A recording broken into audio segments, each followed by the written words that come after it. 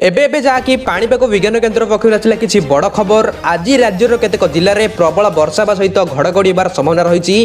सहित केतेक जिले को येलो वार्निंग जारी करिछि आंचलिक पाणीपाग विभाग आउ किछि दिन पर शेष हो वर्षा ऋतु आउ फेरिबो मौसुमी किंतु जहाँकि ओडिशार अक्टोबर मास को सबुठ बड़ अशुभ बोली माना जाए कहीं यही ऋतु सृष्टि होता बात्या गुड़िक साधारण भाव ओडिशा मुआ होता है और यह बहुत शक्तिशाली होता है विभिन्न प्रकार आंतर्जातिक पाणीपाग मॉडल ता छड़ा भारतीय पाणीपाग विभाग जहाँकि आकलन करलानी ठीक यही अक्टोबर मासरे एक लघुचाप क्षेत्र सृष्टि संभावना रही जार प्रभाव ओडिशा उपर पड़े विभिन्न प्रकार जहाँकि आंतर्जातिक पाणीपाग मॉडल सूचाऊँ जे ओडिशा उपर सीधा बात्याटी मुहाइब और यार चित्रक प्रभाव ओडिशार जिला गुड़िक पड़ा नहीं जहाँकि यही मास शेष आड़ को घूर्णिबल सृष्टि नहीं आकलन कर संपूर्ण खबर टी कौन रही चलतु नजर पकाइबा ता आगु आपने वीडियो को गोटे लाइक करनियंतु एवं चैनल को सब्सक्राइब करी आपण मानकर केउं जिला वर्तमान समय किभली पाग रही गोटे कमेंट कर जणांतु आगामी 3 ରୁ 4 दिन पर्यंत राज्य में प्रबल वर्षा हेबा नै पाणीपाग विभाग सूचना रही सेहीपरि आज एवं आसंता काली राज्यर अधिकांश जिले में झड़ वर्षा हेबा नै आकलन करा जायछि आज बालेश्वर भद्रक जाजपुर कटक केन्द्रापड़ा जगतसिंहपुर केन्दुझर पुरी खोर्धा नयगड़ा गंजाम गजपति मयूरभंज अनुगुल ढेंकानाल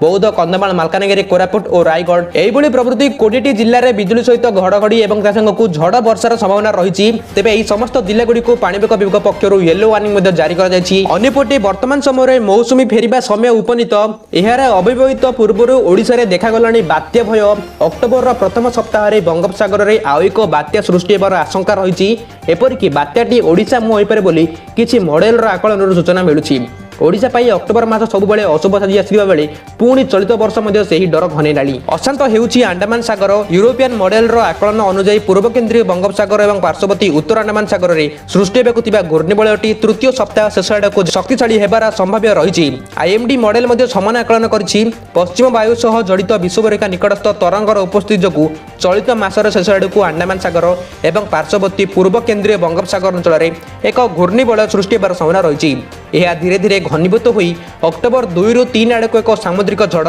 बा साइक्लोन बात्या रूप नहीं पारे यह ओडिशा मुह हेबार अधिक संभावना रही आकलन जड़ा पड़ुछि।